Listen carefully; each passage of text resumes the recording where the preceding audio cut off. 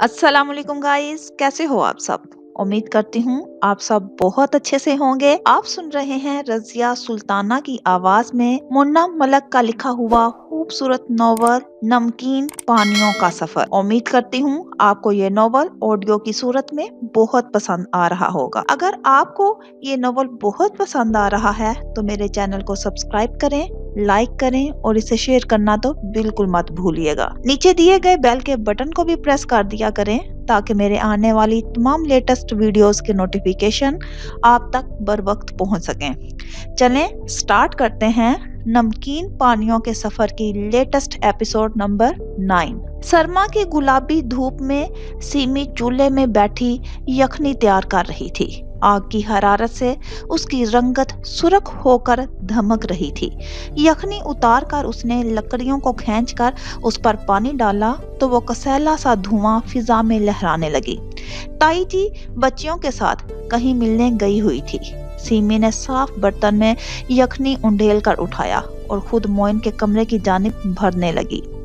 अम्मा ने उसके जख्मों को देखकर उसकी खुराक का खास ख्याल रखने की ताकीद की हुई थी। सीमी दुपट्टा दुरुस्त करती अंदर दाखिल हो गई तो मोइन ने किसी सोचों में खोए जहन को समेटकर तवज्जो उसकी जानिब मबजूल की। वो सीधी चलती हुई उसी के पास आ रुकी। ये यखनी पी लो, देसी चूजे की बनाई है। बहुत मेहरबानी आपकी, मुझे लगा था मैं तो किसी को भूल ही गया हूँ। वो धीरे से जता गया। सीमी चौंकी। किसको? है कोई जिनके ध्यान में अभी तक बेखबरी है। सुबह शाम तो हर कोई तुम्हारा विर्द कर रहा है जैसे इससे पहले किसी का एक्सीडेंट हुआ ही नहीं। सिमी उमड़ आने वाली मुस्कुराहट दबा गई। क्या मतलब, अब तुम्हें इससे भी मसला हो रहा है?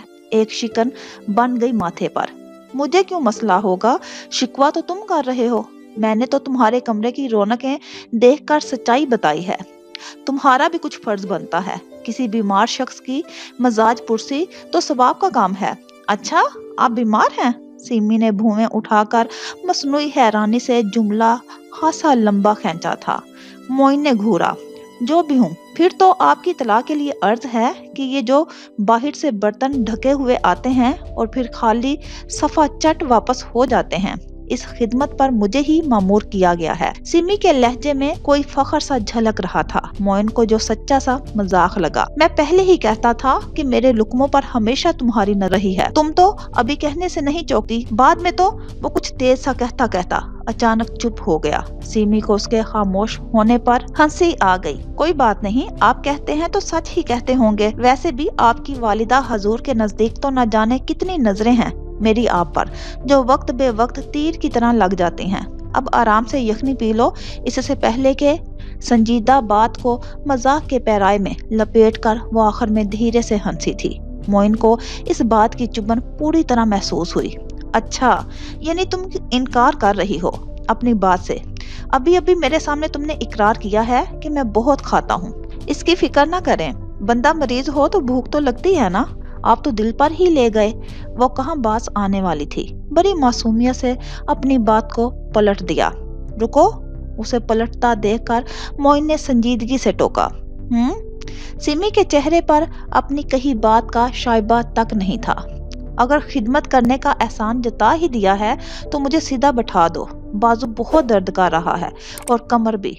तकिया ठीक करके ठीक लगाने में मदद करो। वो संजीदगी से हुक्म दे रहा था। सिमी ने कुछ जब्त से उसे देखा, लेकिन बजाय कुछ कहने से सब्र का घूंट भरती आगे आई। मोइन को हल्का सा सहारा देकर तकिया दुरुस्त किया, फिर यखनी का बाउल करीब रखकर चमचा हाथ में दिया। रुक जाओ, पहले पानी लेकर आओ, वो हनूज संजीदगी से बोला। सिमी ने पानी हाजिर कर दिया तो अगला हुक्म सादर हुआ। हाथ कौन धुलवाएगा? क्या ऐसे ही शुरू कर लूं? सिमी जाते जाते फिर पलट। तुमने हाथ डालकर खाना है? कहने की शदीद ख्वाहिश हुई, मगर वो दिल में ही जवाब देकर एक हाथ धुलवाकर पीछे हट गई। ठीक है। वो कुछ कुछ रजामंद नजर आया तो सिमी ने लब कुशाई की। वैसे एक बात कहूं? कहो। तुम इतने भी कोई बिस्तर पर नहीं पड़े जितना बच्चों की तरह एक एक काम करवा रहे हो। ये लाड जरा अपनी अम्मा से उठवा कर दिखाओ। वो भी कहे बगैर ना रह सकी। मोइन जेरे लब मुस्कुराया। सिमी को तंग करने के तरीके। क्यों? یہ خدمت کرنے کے دعوے تو تمہاری طرف سے نہیں نشر ہو رہے، اتنے میں ہی تمہاری برداشت جواب دے جاتی ہے۔ موئن نے اسے کچھ لاجواب سا کر دیا تھا۔ کندھے جھٹک کر سیمی نے گہری سانس خارج کی۔ میرا مطلب ہے کہ کچھ زیادہ ہی سیریس لے رہے ہو۔ خیر، کچھ کھانا ہو تو میں باہر ہی ہوں۔ وہ اب یہاں سے جانے کے بہانے تلاش کر رہی تھی۔ میں نے کچھ کہنا تھا۔ جی، وہ آہستگی سے بولی، جیسے جانتی ہو کہ موئن نے کچھ کہنا ہے۔ میں جانتا ہوں کہ تمہارا دل دکھا ہے۔ اماں کی باتیں تمہارے لیے مناسب نہیں تھی۔ شکر ہے کسی کو تو احساس ہوا۔ وہ دوسری سمت دیکھنے لگی۔ پہلے کب نہیں تھا تمہارا احساس؟ موئن چڑ گیا۔ تم بخوبی واقف ہو ان کی عادت سے، پھر بھی دل میں بات رکھ لیتی ہو۔ اس طرح سے رشتوں میں دراریں پڑتی ہیں۔ تم اچھی طرح سمجھتی ہو اپنے اور ان کے مابین رشتے کو۔ رشتے میں دراریں تب پڑتی ہیں جب میں آگے سے انہیں جواب دینے لگ جاتی کہ جو میرا قصور ہے ہی نہیں، وہ مجھ پر کیوں تھوپا جا رہا ہے۔ اپنے بارے میں منحوس کا لفظ آزاد میں وصول کر لینے والوں کو کیسا لگتا ہے، اس کا اندازہ تمہیں نہیں ہو سکتا۔ اور میں نے کیا کہا ہے تمہارے سامنے؟ اگر میں کچھ ہنستے ہنستے کہہ دیتی ہوں تو تمہیں وہ بھی برا لگ جاتا ہے اور مجھے اپنے رشتے کا سیاق و سباق ازسر نو سننا پڑتا ہے۔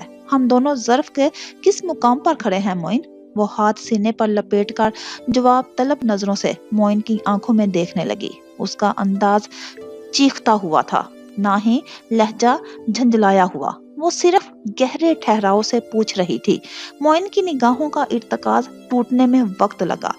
تمہارے پاس ہر بات کا اپنا فلسفہ ہوتا ہے سیمی، مگر میں ہر معاملے کو سادگی سے دیکھنے کا قائل ہوں۔ ظرف بہت بڑا لفظ ہے۔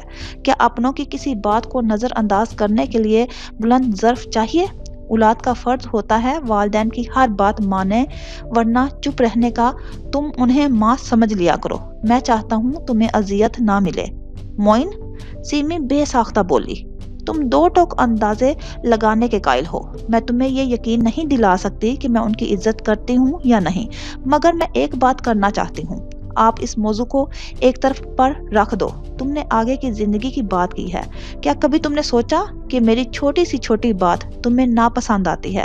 اگرچہ وہ صحیح بھی ہو، لیکن تم سننا گوارا نہیں کرتے۔ وہ اس لیے کہ دو لوگوں کی زندگی میں توازن تب رہتا ہے جب آپ دوسروں کو سننے والے بنیں، اسے سمجھ لیں۔ اگر اس کا دفاع نہیں بھی کر سکتے تو بعد میں اسے برا بھلا سنانے کی بجائے برداشت کر لیں کہ کسی طرح اس کے غبار کو بھی باہر کا رستہ ملے۔ بے شک یہ ساری باتیں قبل از وقت ہیں، مگر وہ بولتے بولتے لمحے بھر کو رکی۔ موئن سوالیہ نگاہوں سے اسے جانچ رہا تھا، کچھ سوچ رہا تھا۔ تم کیا کہنا چاہتی ہو؟ اس کی آنکھوں کی پتلیاں سکڑی۔ کیا تم مجھے یہ سوچنے پر مجبور نہیں کر رہے کہ ہم دونوں کی آنے والی زندگی کیسی ہوگی؟ کسی کی جھڑکیں اور تمہارے ماتھے پر اضافہ کرتے بل، ایک گھٹن زدہ ماحول۔ میرے پاس کاش تمہارے جیسی آنکھیں ہوتی کہ میں زندگی کو سادگی سے دیکھتی، لیکن مجھے اپنی آنکھ سے زندگی بہت پیچیدہ نظر آتی ہے، بہت گنج لک نہ جانے کیوں۔ ماحول بوجھل سا ہو رہا ہے۔ موئن کے لیے بولنے کو کچھ باقی نہیں رہا تھا۔ اس کا مقصد ہمیشہ بات ختم کرنے کا ہوتا تھا، مگر شاید اس کے پاس بات کرنے کا ڈھنگ نہیں تھا۔ بحث سمیٹنے کا سلیقہ سیمی ہمیشہ جیت لیتی تھی، یا پھر وہ انسانی جذبات نہیں سمجھنا چاہتا تھا۔ وہ صرف بٹن دبا کر سب ڈیلیٹ کر کے مطمئن ہونا چاہتا تھا، سلیٹ پر ہاتھ پھیر کر ہر نقش مٹا دینے کی جستجو۔ حالانکہ دل کبھی سلیٹ تو نہیں ہو سکتا۔ سیمی اس کی بے بسی محسوس کر کے اس نے پھر سے اسے جانے سے روکنا چاہا تھا۔ وہ خود کو نہیں بدل سکتا تھا، مگر سیمی کا غبار تو نکالنے کی کوشش کر سکتا تھا نا۔ شاید، میں جانتا ہوں ہم دونوں کے لیے ایک اہم دن تھا، موئن اس کی پشت پر بکھرے ریشمی سے بالوں میں الجھتا کہہ رہا تھا۔ سیمی نے زور سے آنکھیں میچ لی۔ دو آنسو ٹوٹ کر انمول ہو گئے تھے۔ ہم دونوں کا زندگی برتنے کا طریقہ کار الگ الگ ہے۔ ہم دونوں مختلف انسان ہیں، مگر مجھے پتا ہے تم بہت اچھی انسان ہو۔ ہم دونوں بچپن سے جانتے ہیں، ہم دونوں کا نصیب ایک ساتھ لکھا ہے۔ شاید اسی لیے مجھے تم سے ایسی باتیں کرنے کے بجائے روب جھاڑنے کی عادت ہے، اور تم نے بھی کبھی روب میں آنے سے انکار نہیں کیا نا۔ مجھے اس کا اختیار ہی کب ملتا ہے؟ عجیب سی مسکراہٹ پہ سوچ اس کے لبوں پر ڈال دی گئی۔ یہ میری غلطی تھی کہ ہم دونوں کا وہ دن خراب ہو گیا، شاید اس میں بھی کوئی اچھائی ہی ہوگی۔ سچ بتاؤں تو میں نے کبھی اس دن کو لے کر خواب نہیں دیکھے، لیکن تم نے تو وہ خواب سجائے ہوں گے، لڑکیوں کے تو ارمان ہوتے ہیں نا، میں نے سنا ہے، وہ آخر میں وضاحتی لہجے میں بولا۔ سیمی کو بے اختیار ہنسی سی آ گئی۔ دو آنسو ٹوٹ کر گرے، غبار دھو گئے۔ اس کے باوجود تم مجھے قبول ہو، تم مجھے بری نہیں لگی کبھی، نہ تمہاری حرکتیں نہ باتیں، لیکن یہ شاید میرے اندر کا مرد ہے جو حاوی رہنے کی کوشش کرتا ہے۔ میں بھی تو تمہیں پسند ہوں گا نا؟ موئن کچھ ہچکچایا اور ہلکا سا گھبرا گیا۔ پہلی مرتبہ شاید کمزور لمحے کے ہاتھوں اس کا دل پگھل رہا تھا، وہ ایسی کیفیت کا شکار ہو رہا تھا۔ سیمی اسی طرح رخ موڑے کھڑی تھی۔ 2 منٹ کے لیے بیٹھ جاؤ، اس بار حکم نہیں تھا، نرمی سی گزارش تھی۔ سیمی نے ہاتھ اٹھا کر آنکھیں صاف کی اور گلا صاف کیا۔ اسے شمائلہ سے کہی اپنی باتیں یاد آ رہی تھی۔ نہیں، میں جاتی ہوں، نہ جانے پھر کون سا الزام آ جائے۔ وہ سرایت سے اس کی نگاہوں سے غائب ہو گئی۔ موئن ساکت سا بیٹھا رہ گیا تھا۔ اس کی ایسی باتوں پر بھی سیمی کا یہ جواب کیوں تھا؟ وہ کتنا سہمی رہی ہوگی، اس کی محبت کا جواب نہ لوٹا سکی۔ سامنے دھیرے یخنی کے پیالے میں یخنی ہلکی ہلکی ہل رہی تھی، موئن کے ہاتھوں میں لرزش تھی۔ رات کے تمام سناٹے حاکم کی ذات نے سمیٹ لیے تھے، وہی گھر تھا اور وہی ویرانی کا عالم، لیکن آج کچھ ایسا ہو گیا تھا جس نے شاخ سے یقین کا ہر پتھا نوچ کر اسے عریاں کر دیا تھا۔ خالی ٹہنی باقی رہ گئی تھی، اس پر بھی باقی کچھ نہیں رہا تھا۔ حمیدہ بری طرح رو رہی تھی۔ آدھی رات کا سماں تھا، صدام نے ان کے دونوں ہاتھ تھام رکھے تھے اور بار بار چوم رہا تھا، لیکن حاکم چپ تھا، بالکل خاموش، تاثر سے عاری چہرہ۔ تاجور کو دیکھ دیکھ کر حیرانی ہو رہی تھی۔ حاکم کچھ نہیں بول رہا تھا، کچھ نہیں دیکھ رہا تھا۔ وہ خود فراموشی کا ایسا عالم تھا جس نے حاکم سے اپنا آپ بھلا دیا تھا۔ تاجور اپنی جگہ سے اٹھی تو اسے حرکت میں آتا دیکھ کر حاکم نے نگاہیں اٹھائی، صرف ایک نظر تاجور پر ڈالی، خالی خالی اور بے معنی سی، پھر جھکا لی۔ تاجور الجھتی ہوئی باہر نکل آئی تھی۔ حاکم کی حالت اتنی غیر ہو رہی تھی، اماں کی طبیعت پر دل میں دکھ چھپا رہے ہیں، وہ افسوس سے سوچتی ہوئی برآمدے میں ٹھہر گئی۔ اسے لگا صحن میں پڑی چارپائی پر کوئی موجود ہے، سیاہ سا حیولہ، اتنا باریک جیسے کوئی عورت۔ تاجور بربرائی۔ اس وقت چپ چاپ کسی کا اس کے گھر میں موجود ہونا اچنبے سے کم نہیں تھا۔ اس نے کچھ سوچتے ہوئے قدم بڑھائے اور عین اس حیولے کے سر پر پہنچ گئی جو کسی سوچ میں کھویا ہوا تھا۔ کون ہو تم؟ تاجور کے سوالیہ انداز پر اس نے سر اوپر اٹھایا اور تاجور کو دیکھا۔ میں نے تمہیں پہلے نہیں دیکھا، تم کون ہو اور اس وقت یہاں کیوں بیٹھی ہو؟ اسے خاموشی سے دیکھتا پا کر تاجور نے دوبارہ سوال کیا تھا۔ اس مرتبہ بھی وہ اندھیرے میں تاجور کو گھورتی رہی، پھر جیسے کسی فیصلے پر پہنچ کر اپنے اعصاب ڈھیلے چھوڑے۔ تم یقیناً حاکم کی بیوی ہو؟ اس کے لہجے میں یقین بھی تھا اور سوال بھی۔ تاجور نے بے ساختہ سر ہلا کر جواب دیا، جی، یعنی صدام کی بھابی۔ اس نے ایک ہی بات گھما کر کی۔ تاجور کی الجھن دو چند ہو گئی تھی۔ بڑے اطمینان سے اس کے رشتے گنوا رہی تھی جسے تاجور پہلی مرتبہ دیکھ رہی تھی۔ تم مجھے نہیں جانتی؟ ہاتھ پیچھے کر کے ٹکا کر پرسکون انداز میں بولی تھی۔ میں صبا خان ہوں۔ اس پر نظریں ٹکائے ٹکائے وہ دھیرے سے بولی۔ تاجور کے چہرے پر نافہم سے تاثرات پھیلے رہے۔ تم سے میرا تعارف ہے، تمہاری جٹھانی۔ ایک توقف کے بعد پرلطف لہجے میں اس نے اپنا درجہ بیان کر دیا تھا۔ تاجور فوری طور پر سمجھ نہ سکی۔ جٹھانی؟ اس کے لبوں سے بے یقینی سے لفظ سرسرایا۔ صبا کے تعارف نے اس کے 14 طبق روشن کر دیے تھے۔ اس نے تیزی سے سر گھما کر اس کے کمرے کی جانب دیکھا جس میں خاموش بیٹھے حاکم کے گرد سناٹے شور کر رہے تھے۔ تم ناراض ہو مجھ سے حاکم؟ صدام نے حاکم کو اٹھتے دیکھ کر خود سے پہل کر لی تھی۔ تاجور کے اندر کو بڑھتے قدم تھام گئے۔ یہ رات تمام نفوس نے آنکھوں میں کاٹی تھی، نیند کسی پر مہربان نہ ہوئی۔ حمیدہ کی طبیعت رات کے آخری پہر سنبھل گئی۔ جب سب نے موت کی آہٹیں قریب سے سن لی تھی، لیکن زندگی کی ڈور مضبوط ہو گئی۔ اجالا ہلکا ہلکا پھیل چکا تھا جب مضطرب سے تاجور نے یہ آواز سنی، میں تم سے کس وجہ سے ناراض ہو سکتا ہوں؟ حاکم نے بے تاثر لہجے میں جواب دیا، جیسے اپنے سارے حق اس نے گزشتہ شب اٹھا لیے ہوں۔ تم غلط فہمی کا شکار ہو گئے ہو۔ میں جانتا ہوں تمہارا حق ہے کہ میرے حق کی بات نہیں ہے، یہ تمہاری زندگی ہے۔ میں نے کچھ زیادہ ہی دخل اندازی کر دی تھی، اس کا میرے پاس افسوس بھی وقت نہیں بچا۔ حاکم کا لہجہ ٹوٹا سا لگ رہا تھا، کچھ بجتا ہوا، توڑ پھوڑ کا شکار۔ تاجور سانس روکے سمجھنے کی کوشش کر رہی تھی۔ تم مجھے شرمندہ کر رہے ہو۔ صدام ہلکا سا مسکرایا۔ حاکم کے چہرے پر تناؤ سا دھر آیا تھا۔ میں نے تم سے کہا نا، مجھے اس سلسلے میں بات نہیں کرنی ہے۔ یہ تو پھر ناراضی والی بات ہوئی نا؟ تم میرے بھائی ہو، تمہیں سب معلوم ہونا چاہیے۔ صدام نے نرم لہجے میں اہمیت جتائی۔ وہ اس کے دل میں اترنے کا فن جانتا تھا۔ اس کے لیے دیر نہیں ہو گئی؟ نہ چاہتے ہوئے بھی لہجہ تلخ ہوا۔ تاجور نے بھی محسوس کیا تھا، نہیں، کچھ دیر نہیں ہوئی۔ میں بہت پہلے تمہیں سب بتانا چاہتا تھا، مگر مجھے وقت نہیں مل سکا۔ شاید اب صحیح وقت ہے۔ صدام نے ہاتھ مسلتے ہوئے خود کو کہنے پر آمادہ کیا۔ حاکم نے رخ موڑ کر صدام کی طرف دیکھا تھا۔ اب صحیح وقت ہے؟ اب جب کچھ رہا ہی نہیں، سب کچھ نہیں بتایا، جب ایک دنیا یہ ذکر کر رہی تھی۔ اگر تمہاری کوئی پسند تھی تو چپ رہنے کا کوئی جواز نہیں تھا، تب بھی نہیں جب مولوی چچا سے میں قطع تعلق کر رہا تھا۔ مولوی چچا کو میری وجہ سے۔ حاکم کی آواز دکھ کے احساس میں مدھم پڑ گئی تھی۔ وہ بڑے بھائی کا لحاظ کر رہا تھا۔ آواز دبی دبی تھی، مگر آنکھوں کے کنارے انتہائی سرخ تھے۔ باہر کھڑی تاجور کے حلق میں پھندا سا بن گیا تھا۔ ایک تندو تیز لہر اس کے جسم کے آر پار اتر گئی تھی۔ مولوی چچا؟ تم پھر غلط سمجھ رہے ہو یار۔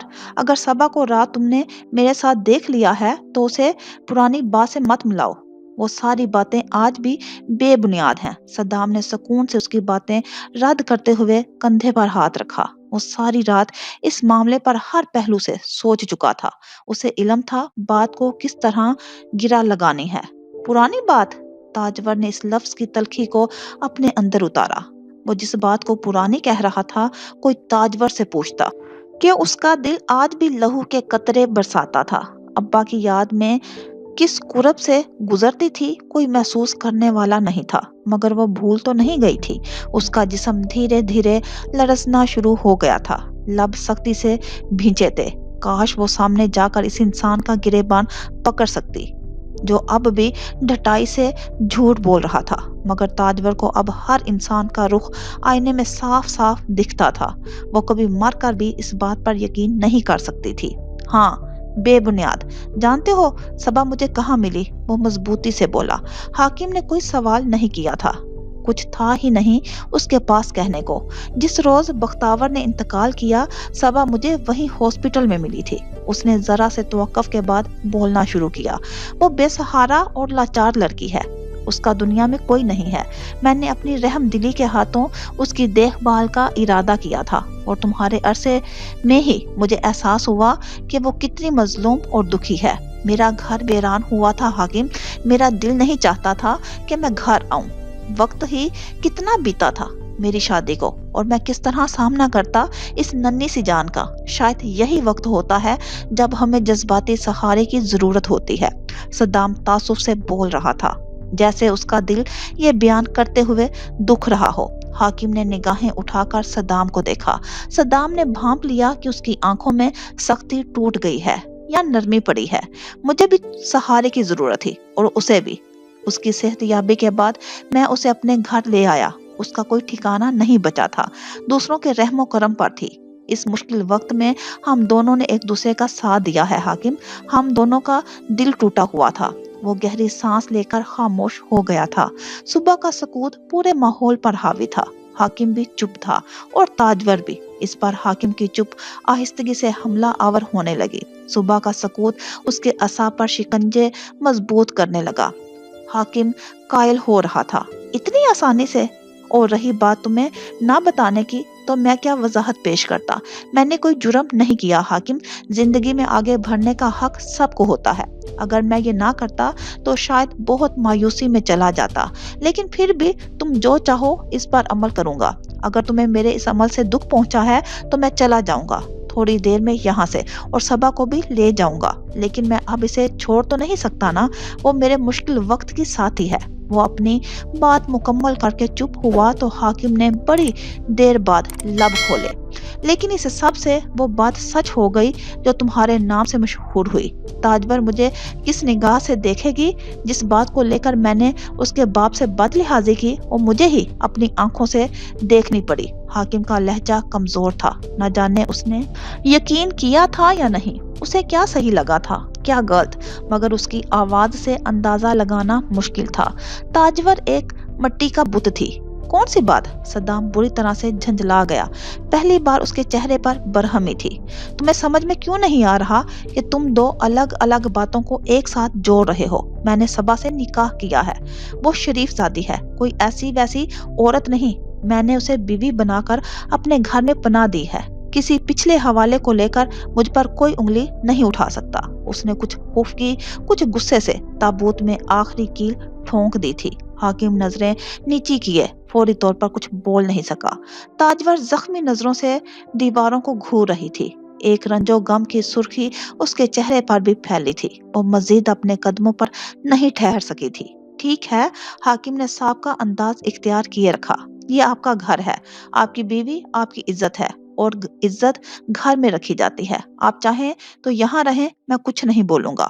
حاکم نے یہ بات کی۔ ہم چلے جائیں گے، صدام نے یہ فیصلہ کیا، ابھی کے لیے اتنا بہت ہے۔ وہ مزید حاکم کو روک کر اپنی بات کا اثر زائل نہیں کرنا چاہتا تھا، جبکہ تاجور کی حالت سب سے مختلف تھی۔ وہ لڑکھڑاتے قدموں سے دیوار کا سہارا لیتی ہوئی واپس مڑی۔ وہ پھوٹ پھوٹ کر رونا چاہتی تھی، مگر ساری چیخیں اندر منجمد ہو گئی تھی۔ آخر میں وہی ہوا تھا ہمیشہ کی طرح جس کی وجہ سے شہر برباد ہوا۔ اسے کیا فرق پڑا؟ اس کا دل اجڑ گیا اور زندگی اجیرن ہو گئی، اور دوسری طرف حاکم نے اتنی آسانی سے بات ختم کر دی۔ اس کے اندر آگ دہک گئی، آنکھوں کا پانی آج دل پر تیل کا کام کر رہا تھا۔ حاکم چند لمحوں باہر نکلا تو تاجور کو دیوار کا سہارا لیے دیکھ کر ٹھٹک گیا۔ وہ بھی اسی کی طرف دیکھ رہی تھی۔ اندھیرا اتنا تو نہیں تھا کہ اس کی کیفیت عیاں نہ ہو سکے، اور جذبات تو بنا دیکھے بھی محسوس ہو جاتے ہیں۔ حاکم نے بے اختیار اسے نظریں چرائی تھی۔ کیوں؟ تاجور اسی پل تیزی سے مڑی اور اپنے کمرے کی جانب بڑھی۔ حاکم بھی کمزور قدموں پر چل کر اس کے پیچھے چل آیا تھا۔ اس کا اس وقت کسی سے بات کرنے کا دل نہیں چاہ رہا تھا، پھر اسے وہاں نہیں آنا چاہیے تھا جہاں تاجور گئی تھی۔ بہت مبارک ہو آپ کو۔ حاکم کو بیٹھتا دیکھ کر تاجور نہایت فراخ دلی سے مبارکباد پیش کی۔ اس کے لہجے میں اتنا شور تھا کہ حاکم کو سر اٹھانا پڑا۔ آپ کا بھائی دنیا کا عظیم کام کر کے آیا ہے، آپ کو تو پوری دنیا کے سامنے یہ فخر کرنا چاہیے۔ حیرت ہے آپ چپ چاپ آ کر بیٹھ گئے ہیں۔ وہ حیرانی اور بے یقینی کے ملے جلے تاثرات دیتی مخلصانہ مشورے دے رہی تھی، مگر اس کے چہرے پر تحریر اذیت اتنا چیخ رہی تھی کہ حاکم خالی خالی سا اسے دیکھے گیا۔ سنو تاجور۔ نہیں حاکم۔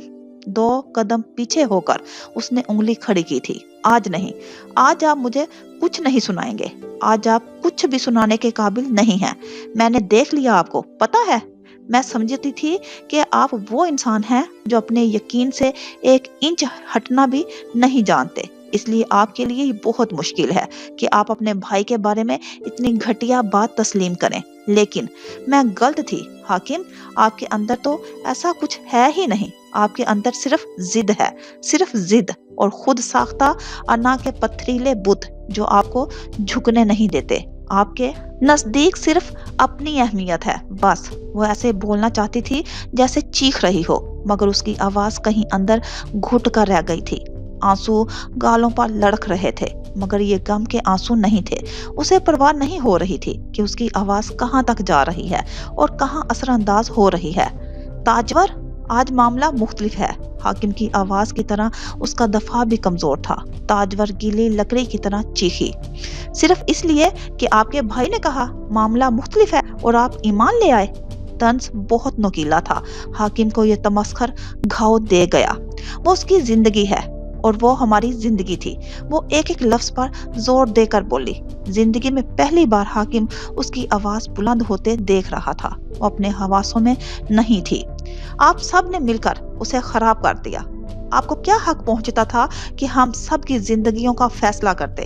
آپ کو کس نے کہا تھا کہ مجھ پر تشدد کر کے پابندیاں بٹھاتے، میرے باپ کو ذلیل و رسوا کرتے اور میری بہن؟ صرف اس انسان کے لیے جس نے آج آپ کا غرور خاک میں ملا دیا ہے۔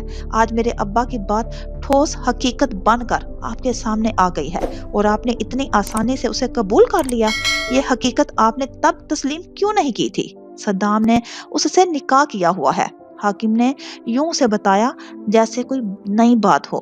تاجور نے لمحے کا توقف دیا۔ اچھا، وہ ہنس پڑی۔ آنکھوں سے پانی ٹوٹ کر گرا۔ دل سے جو گرا وہ پانی نہیں تھا۔ تاجور کی ہنسی اس کی بات پر تالی بجانے جیسی تھی۔ میں کیوں یقین کروں اس جھوٹے انسان پر جو اپنے گناہوں پر دیدہ دلیری کا مظاہرہ کرتا ہے؟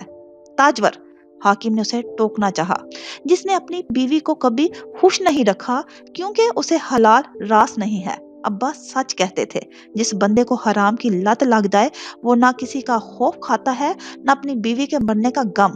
یہ تھی وہ ویرانی جو اسے اپنے گھر نہیں لوٹنے دیتی تھی۔ اس کی کائنات نہیں اجری تھی۔ بھری جوانی میں کوئی اپنی زندگی سے چلی گئی اور اسے 3 دن کا افسوس بھی نہیں منایا گیا۔ ایسے الفاظ استعمال مت کرو۔ حاکم نے سختی سے آنکھیں میچی تھی۔ کچھ نگلا تھا۔ میں 3 حرف بھیجتی ہوں اس کا ذکر کرنے پر بھی۔ تاجور کی انتہائی سخت بات پر حاکم نے بے یقینی سے اسے دیکھا تھا۔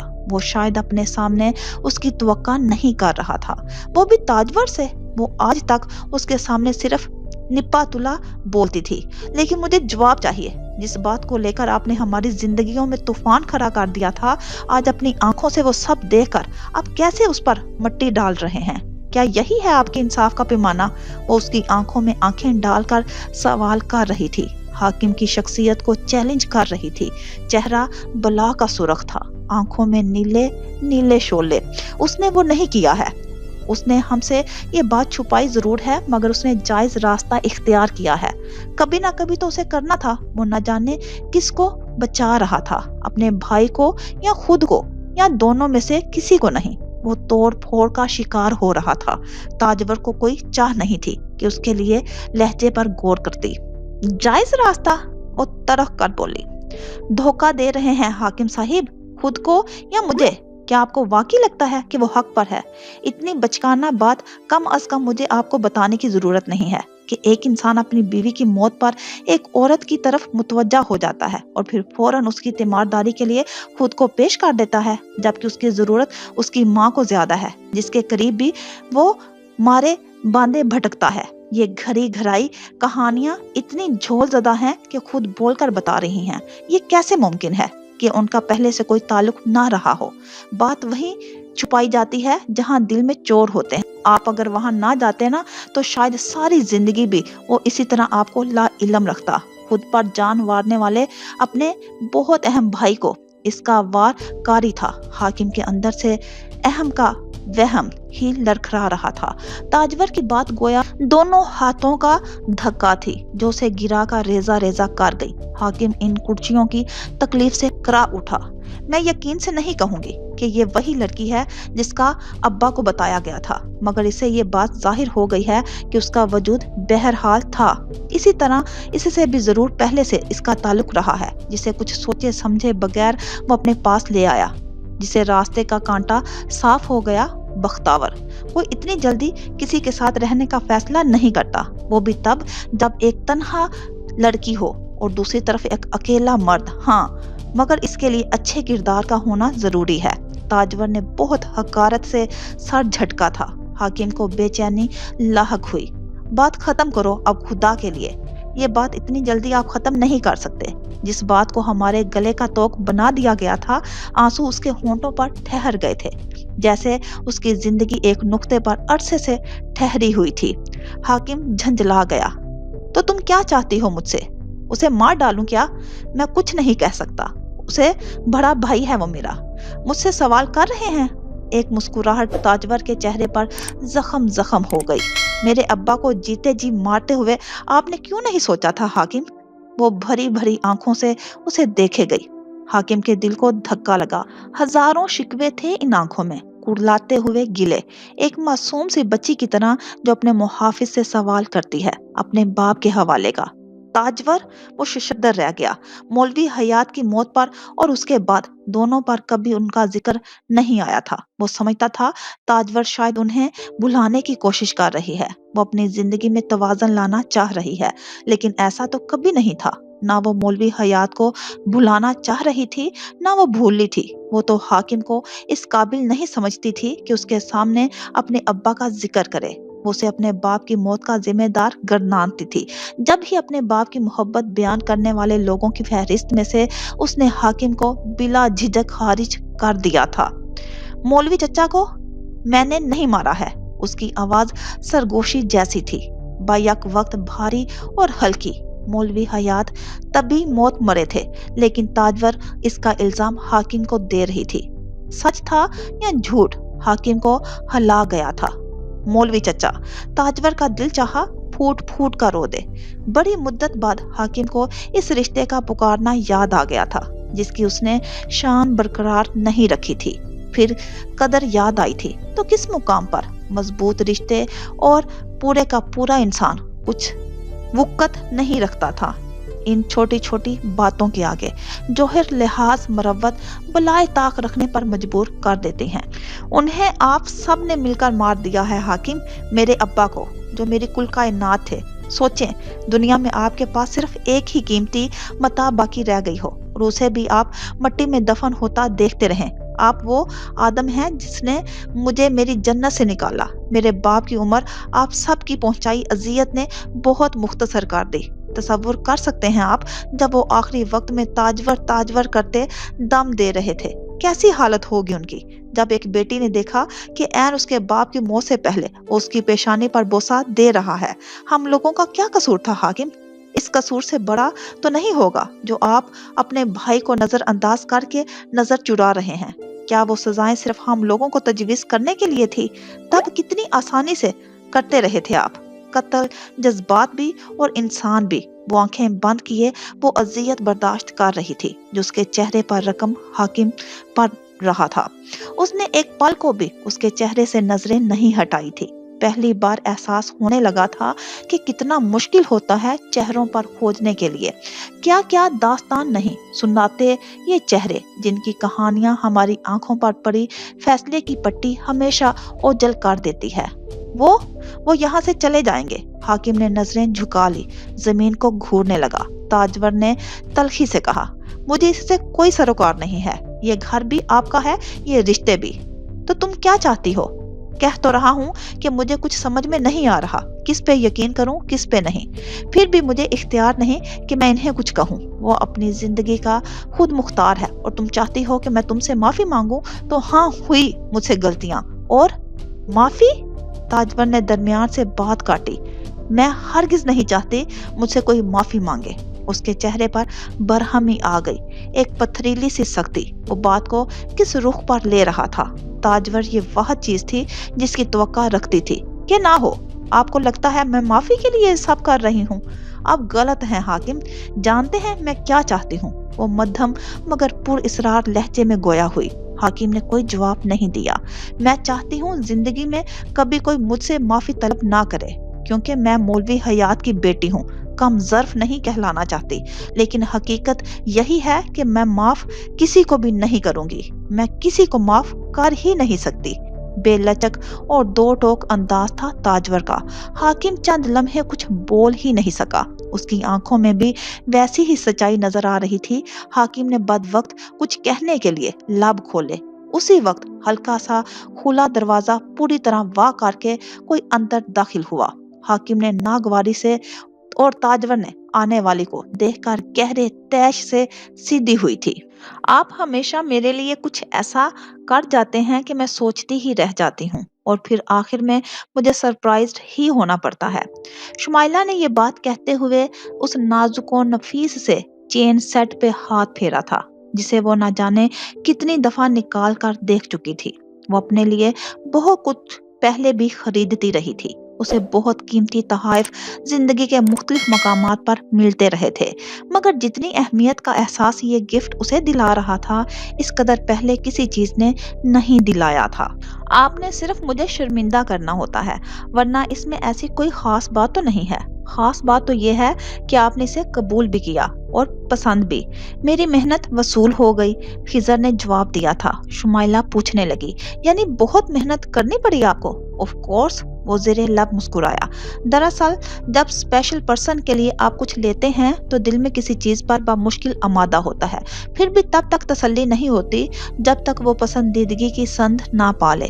آپ کو اپنی چوائس پر بھروسہ ہونا چاہیے، شمائلہ محفوظ ہوتی ہوئی بولی تھی۔ اور خضر نے اس کے وقفے دینے پر دریافت کیا، اور مجھ پر بھی۔ آپ اگر کسی کے لیے اتنی محبت اور چاہ کے ساتھ تحفہ لے رہے ہیں تو کوئی کسے کیسے ناپسند کرے گا؟ تحفے کی ساری خوبصورتی اور قدر و قیمت دینے والے کی شخصیت پر منحصر ہوتی ہے۔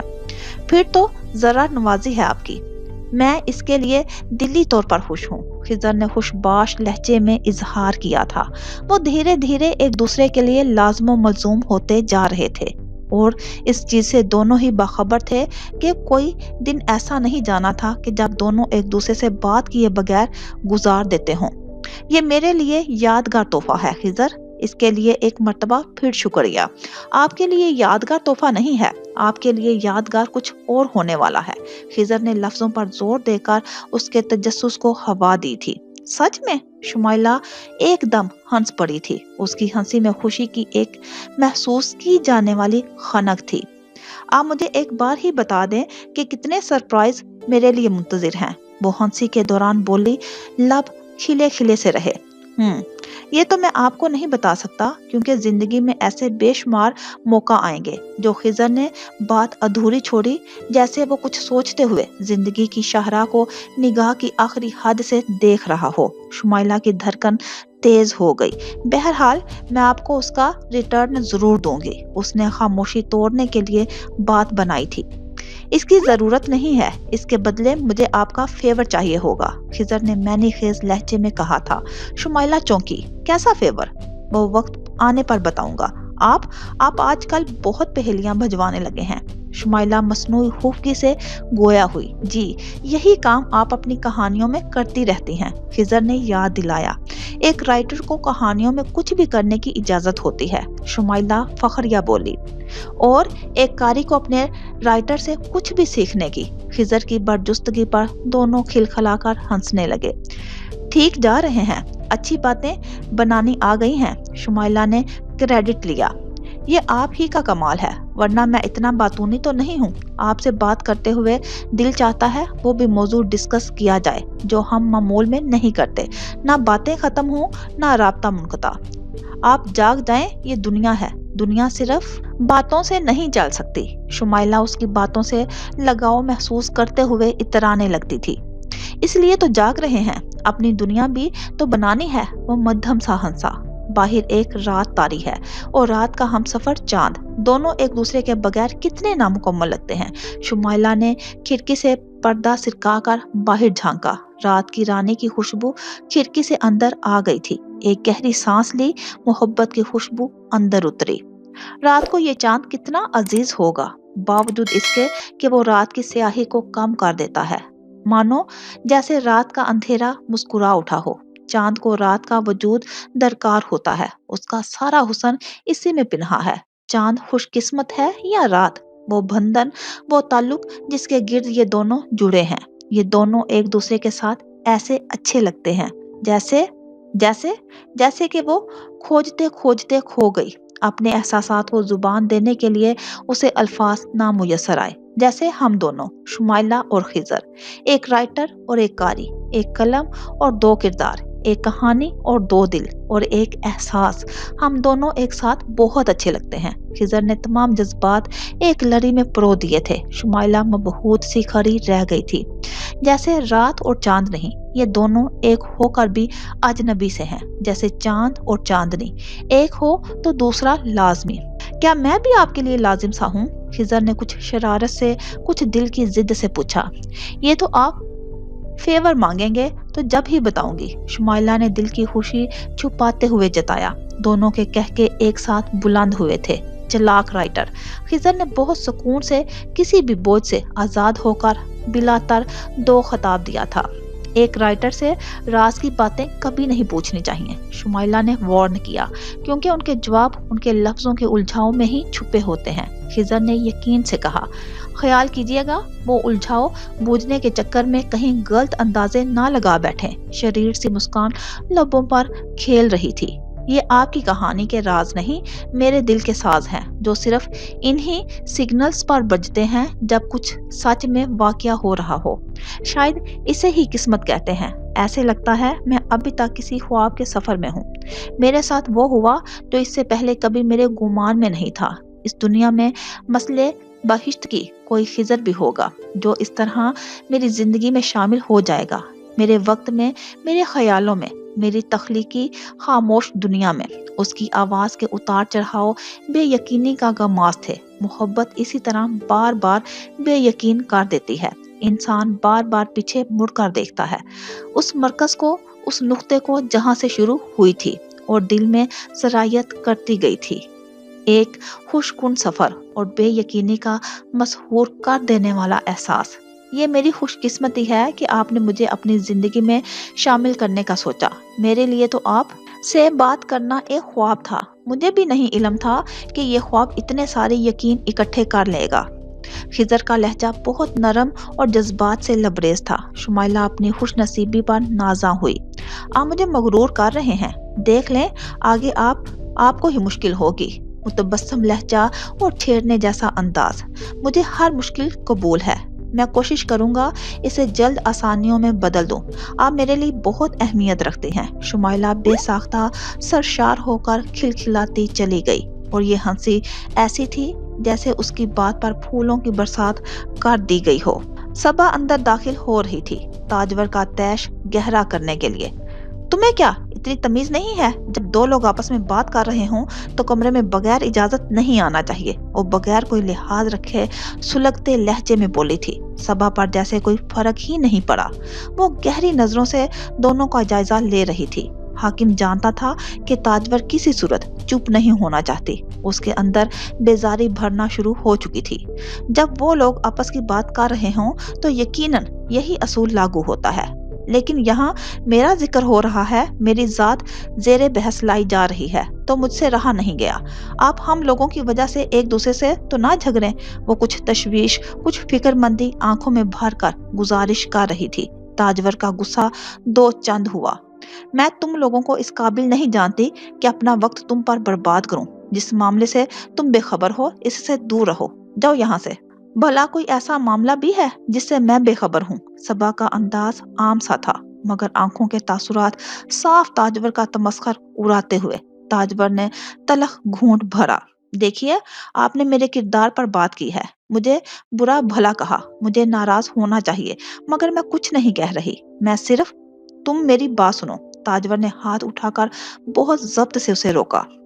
इस सारे वाकये में तुम्हारा अहम किरदार रहा है। तुम पर बात करना बेकार था कि तुम नजरों से ओझल रही, लेकिन इस सारे फसाद की जड़ तुम ही हो।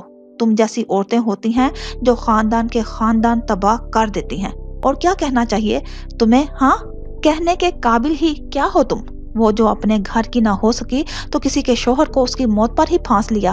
अब कहो तुम पहले से शादीशुदा नहीं थी?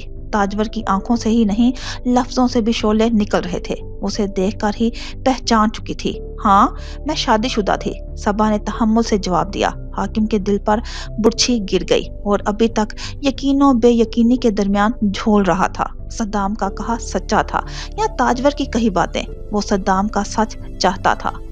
तो तुम मुझे कहोगी कि अपने किरदार पर तुम अभी बोलने के काबिल हो? बोलना वहां जरूरी होता है जहां कोई आपके झूठ पे यकीन करे। तुम किस ढटाई से अभी अपनी सफाई पेश करोगी? ताजवर भूल चुकी थी कि वो किसी अजनबी से मुखातिब है। उसके अंदर जलते भांबर आज खुश्क या सब्ज कुछ नहीं देख पा रही थी। मैं अपनी कोई सफाई पेश करने नहीं आई, मैं तो सिर्फ बात को रफा दफा करने आई हूँ। हाँ, मैं शादीशुदा थी ताजवर, मगर क्या तलाक के बाद औरत की जिंदगी खत्म हो जाती है? तलाक के बाद औरत मर जाती तो अच्छा होता। यहाँ उसके दूसरे निकाह को जिस निगाह से देखा जाता है, इससे तो कम अज कम बेहतर था वो आखिर में आप दीदा सी हो गई थी। ताजवर जरा भर मुतासर नहीं हो सकी थी। और तलाक से पहले? ताजवर ने तंजिया मुस्कुराहट से उसके चेहरे की परत हटाई। सबा का रंग एक लम्हे के लिए बदल सा गया। मेरी सबसे बड़ी सच्चाई यही है कि मैं सद्दाम की बीवी हूँ। तुम इस वक्त बहुत तलख हो रही हो। तुम्हें एहसास नहीं कि मैं तुम्हारी जेठानी हूँ, रुतबे में तुमसे भरी। बख्तावर के साथ तो तुम ऐसी नहीं थी ताजवर। सबा ने उसकी दुखती रग पे हाथ रखा। दिल ही दिल में वो कई बातें बायक वक्त सोच रही थी, मगर नजरें ताजवर पर मरकूज थी। उसका नाम भी मत लो तुम। एक जख्मी सा एहसास ताजवर के चेहरे पर उभरा। वो तुम जैसी नहीं थी, तुम चाह कर भी उस जैसी नहीं हो सकती। और मेरी बात गिरा से बांध लो, मेरी तुमसे देवरानी जेठानी वाली कोई चपकलश नहीं है। मैं तुमसे ऐसा कोई रिश्ता रखना ही नहीं पसंद करती। तुम्हारे लिए अच्छा है कि मेरे कामों में दखल मत दो। जो तुम्हें यहाँ लाया है सिर्फ उसी पर अपना हक जताओ। ताजवर ने बात खत्म करके मुंह मोड़ लिया। सबा चंद लम्हे उसे देखती रही। दिल में कोई उबाल सा उठा था, मगर ये गुबार निकालने की पोजीशन में नहीं थी। मेरे बारे में तुम्हारी राय कितनी गलत है ताजवर। मुझे लगा तुम अच्छी सोच की मालिक होगी।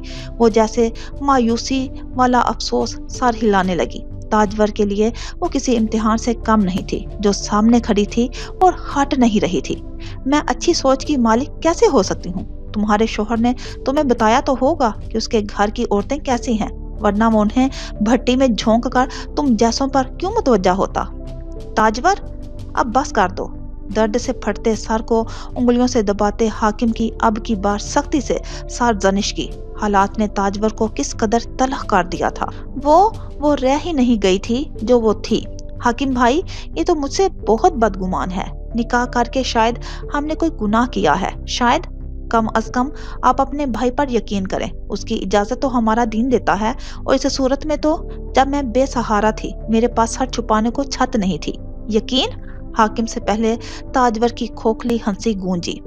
हम क्यों यकीन करें? इस पर यकीन जिस बंदे ने हजारों झूठ बोले जब उसकी सच्चाई सामने आ गई थी। ताजवर जान चुकी है तुम लोगों को। हाकिम की अपनी मर्जी है, मैं भी मरकर भी इस पर यकीन ना करूं। ताजवर, मैंने कहा अपनी बात को खत्म करो। हाकिम ने बहुत गुस्से से कहा। कुछ लम्हे मजीद गुजरते तो शायद वो फट पड़ता। सब खत्म ही हो गया है, कुछ बाकी नहीं रहा। आप मेरे लिए कभी अच्छे साबित नहीं हो सकते। इस पर आपने आज मोहर सबत कर दी है। इस घर में थोड़ी सी अच्छाई की उम्मीद मेरे सबसे बड़ी बेवकूफी थी। अपने फैसलों में अब मैं भी आजाद हूँ, दो टोक अंदाज में कहती वो बाहर निकली। ताजवर, हाकिम ने उसे आवाज दी, मगर पहली बार वो पलट कर नहीं आई थी। हाकिम गुस्से में पांव पटकता, कदमों की धमक पैदा करता हुआ घर से बाहर निकल गया था। पीछे सबा खान वो सुकून से सीने पर हाथ लपेटे खड़ी थी। लो जी, सही कहता था वो हथ छठ आवारा नशई साहब का शोहर। जिस घर में कदम रखूं नहुसत छा जाती है। मैं तो अपना घर बनाने आई थी, यहाँ पहले ही घर के लोगों में फूट पड़ गई। वो दिल ही दिल में जोर से हंसी, फिर किसी ख्याल के तहत वो हंसी छुपाती हुई ताजवर की जानिब बढ़ने लगी। ताजवर को एहसास नहीं था कि अपने गुस्से और जज्बातीपन में उसने अपना एक दुश्मन पैदा कर लिया है। बहुत बढ़ चढ़ कर बोल गई हो तुम। इतना भी ख्याल नहीं रखा कि जुबान दूसरे के पास भी है। वो उसकी पुश्त पर खड़े होकर संजीदगी से बोल रही थी। ताजवर जवाब देने की जहमत किए बगैर मुर्गियों को दाना डालती रही। मैं सिर्फ हाकिम का लिहाज करके चुप थी, वरना ये ना समझना कि मेरे पास तुम्हारे मुंह तोड़ जवाब नहीं है। उसकी बेनियाजी उसे सुलगा गई थी। ताजवर अपनी कामयाबी पर मुड़ी। काश तुमने ये कहा होता कि तुमने मेरा लिहाज किया है तो शायद मैं तुम्हारे बारे में अपनी राय थोड़ी सी बदल लेती, मगर तुम वही हो ना, मर्दों की नजरों में अजीम बनने के सारे गुणों से वाकिफ। हा हा हा, वो लुत्फ लेकर हंसी। तुम्हें लगता है मैं भड़क जाऊंगी तो तुम गलत हो। मैं यहाँ राज करने आई हूँ, तुम्हें मुझे बर्दाश्त करना है। मुझे, तुम्हें नहीं। किसी गलत फहमी में मुब्तला हो, जल्द दूर हो जाएगी। ताजवर ने उसे आगाह किया। वो भी उसकी रोब में आने वाली नहीं थी। सद्दाम, मुझे तुम्हारे बारे में बहुत कुछ बता कर लाया था, मगर तुम तो इससे ज्यादा बुरी हो। मौलवी साहिब की ताजवर और महफूज होने वाले अंदाज में उसने बात जानबूझकर अधूरी छोड़ दी। ताजवर अपनी जगह से उठी। इससे ज्यादा बुरी, मैं तुम्हारी सोच से ज्यादा बुरी हूँ। ताजवर की आंखों में कुछ था, कुछ ऐसा कि जैसे भांप कर सबा की मुस्कुराहट सिमटी। मगर क्या तुम मुझे जानती हो कि मैं कौन हूँ? सबा की आंखों की पुतलियां सुकर रही थी। ये सवाल मैं तुमसे करती हूँ, क्या तुम जानती हो कि तुम कौन हो? तुम्हारे जैसी औरत को जमाना किस आंख से देखता है, ये मुझसे ज्यादा तुम्हें जानने की जरूरत है। बड़ी दिल जलाने वाली मुस्कुराहट थी ताजवर की। ठीक कहा था उसने कि सबा उसके कामों में दाखिल ना दे। उसे लगा ताजवर ने लफ्जों से थप्पड़ मार दिया है उसे। वो एक दूसरे की निगाह डाले वहां से चली गई। बड़ी दिल जलाने वाली मुस्कुराहट थी ताजवर की। ठीक कहा था उसने कि सबा उसके कामों में दखल ना दे। उसे लगा ताजवर ने लफ्जों से थप्पड़ मार दिया है उसे। वो एक से दूसरी निगाह डाले बगैर वहां से चली गई। मगर सबा खान की आंखों में कोई तहरीर लिखी जा रही थी।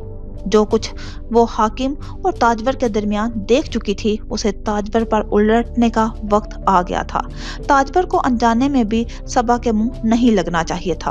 आंखों में लिखी तहरीर वाजिया हो गई थी। जालिम जेठानी क्या होती है? ताजवर ने बख्तावर को बरता था। ये अब उसे सबा खान बताने जा रही थी। सबा खान जो बख्तावर कभी नहीं हो सकती थी।